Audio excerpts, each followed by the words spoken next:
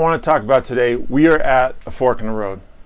As far as law enforcement, as far as our role to our community, and how we do our job. And I'm going to talk today, and it's in the context of this latest event that happened in Minneapolis with the officer who appeared to put his knee on a fraud suspect, and apparently, preliminarily speaking, has contributed to the suffocation of that suspect. Now, this is going to cut off after a minute. Please, I wish you would go to the full video. I'm going to put it up on my IG TV channel, Onyx TG. Please go to that because we're going to cut out and we got a lot to talk about. So I understand. I'm not talking about this as far as race goes. I'm not going to talk about this incident specifically and break it down or anything. But this latest event just really helped me to say I need to say something about this, and so that's what I'm going to do. Now, as I said, we're at a fork in the road. We can go one of two ways. And one way that we've been going is when a situation like this happens, officers say, well, I don't want to judge. We can go down that road where we continue with, I don't want to judge this officer. I don't want to Monday morning quarterback him. Or we can take this other road where we're responsible officers, responsible to our community, and we're engaged in good, solid, human-centered, community-responsive policing. It's our pick. But we're at a fork in the road. We can't continue alongside one way going, maybe I'm going to hedge my bet this way. We have to stand up. And if we're not seeing anything more now than good officers need to be standing up. If we continue down the first road of not wanting to take judgment, we really damage credibility. You got to think about this. As a police officer, you're judging everybody every day. You judge the people you work with. You judge the people you work for, the supervisors, the community. You're judging everybody all day.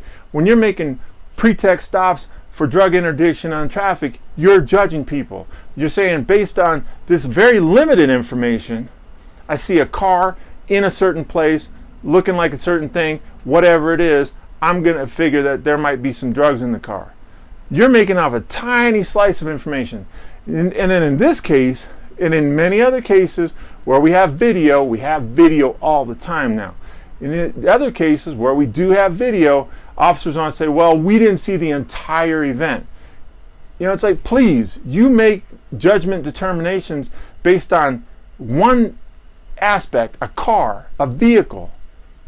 And now you're going to tell me you see a multi-minute video and you don't want to make a judgment call. What you're doing there is you're telling the public that you're losing credibility. You don't have the credibility. They're not going to give you the credibility because you're saying, I'm not going to make a statement on this or a judgment on this.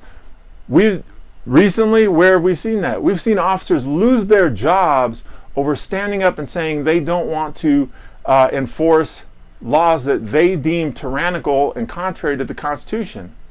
And these laws are based in the public health. And I'm not going to speak to that, but I'm saying that the public sees that U.S. police officers are willing to stand up and make a definite determination, definite judgment in certain instances. But then you look at this where a person's life has been taken in a seemingly inappropriate tactic, technique, mindset, decision-making process, and you say, I don't want to rush to judgment on that. I'm not saying you're going to find them guilty of any crimes or anything, but you can say, I'll say it, is that in this situation, it would definitely appear that this person operated outside of training and outside of agency policies and guidelines. But if we're not willing to stand up and say, hey, you know what? I've never seen training like that. I've been a police trainer since 1994, and I've been a police officer since 1992, and I have never been exposed to any trainer or training in arrest control or anything like that that would say, put your knee on somebody's throat for an extended period of time. I've never seen one where they say, put a knee on somebody's throat, period. They say, avoid the throat, avoid the head. Right? And so if we're going to go down that road and continue that, we cannot wonder why the public does not trust us anymore. We cannot wonder why public mistrust and distrust is growing. We cannot wonder why law enforcement credibility is reducing. I get it. Many of you out there, most of you, the majority of you, the overwhelming majority of you are doing the best you can to be good police officers. That's great. And in these situations, you cannot remain silent. When you remain silent, and then when you're very vocal in other things, the public wonders why are you remain silent here? If you're I've seen you be vocal, but now you're quiet. If you're quiet, that must mean you accept it, right? As one great leader once said, silence is complicity. Okay? So we need to be thinking about that. We can take that second road. If we choose to take that second road, we're doing human-centered, community-responsive policing. We're maintaining and we're working within our oath of office to uphold the Constitution and that Declaration of Independence, which is almost anymore a declaration of interdependence, how we are all interdependent on each other. But in the Declaration of Independence, where it says every person, every human being has the right pursuit, life, liberty, and the pursuit of happiness, right? So right there, when somebody's deprived of the right to life, we have to wonder, hey, is that person operating outside the oath of office they took to uphold the Constitution and, subsequently the Declaration of Independence that started this great country, right? So if we're operating on the second road, we're also taking into account that if we see a police officer doing the wrong thing, we are going to, one, try to rescue them from themselves, and if not, make sure that they're held accountable to what they did. And in that case, the other officers who are going to be held accountable also should have started with saving that officer from himself. That we're going to do the right thing on behalf of the person who needs that, and that we're keeping the safety priorities in order. And that in that case, that officer's should have gone from a law enforcer to now protector, guardian, steward, where when this person complains of some sort of medical distress, the officer is now addressing that. The officer has to be able to switch channels, switch roles, switch hats, whatever you want to call it. So as we're talking about this stuff and we're looking at this, understand, my people in law enforcement, we are at a crossroads. We are at a fork in the road where the public is saying, what are you going to do? How do you really see your role in protecting us? You say you're protectors, but then we see these things happening. Where are we going to go from here? Today, right now, from this point on, where are we going to go? That's what we need to be considering. I know you in law enforcement, you're out there doing the best job you can. And as with everything, we have a range of abilities and skills to bring to the table. I know this. I've been a nationally training police officer since 2005. I know this. And every day I stand up and I advocate for police.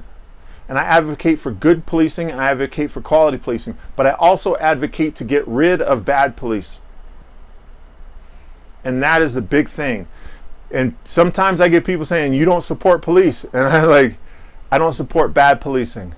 And a bad police officer, a police officer who commits crimes and isn't serving the public good, isn't a police officer.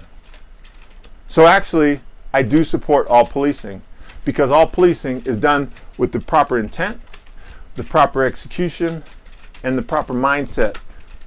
And it's human-centered and it's principle-based. And so, as I close today, I just want you to understand that I'm here fighting for you guys all the time. And by you guys, I mean law enforcement and I mean the community, because we're all tied. Again, we're all interdependent. We're all in this together. We're at a fork in the road. You have to decide which route you want to take, because I have already decided it. I decided it back in 1990 when I decided to get back into policing and why I got into the profession of policing. And to this day, in 2020, why I continue to fight and advocate for quality police and quality police training. Hey, thank you for tuning into this. Please share this, pass it on. If you disagree with me, think about why you disagree with me before you want to comment. If you still feel strong enough, please comment.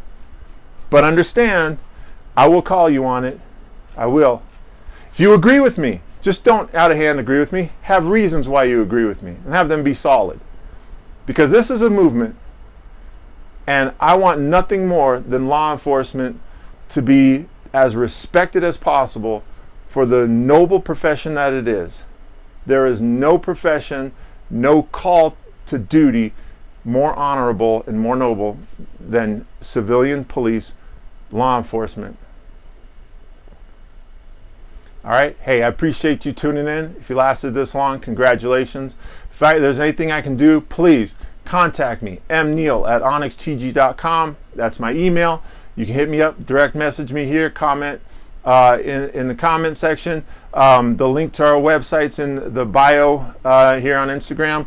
I'm going to post this also on YouTube. It'll be on YouTube, my YouTube channel. Please, let's get this going.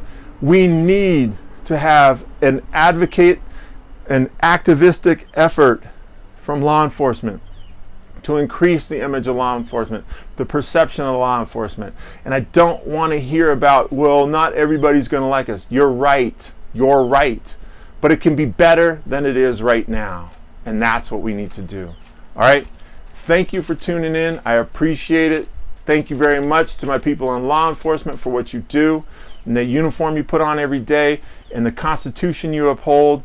It is absolutely critical in the republic that we have people willing to put themselves on the line on a daily basis for the rest of us. And we thank you.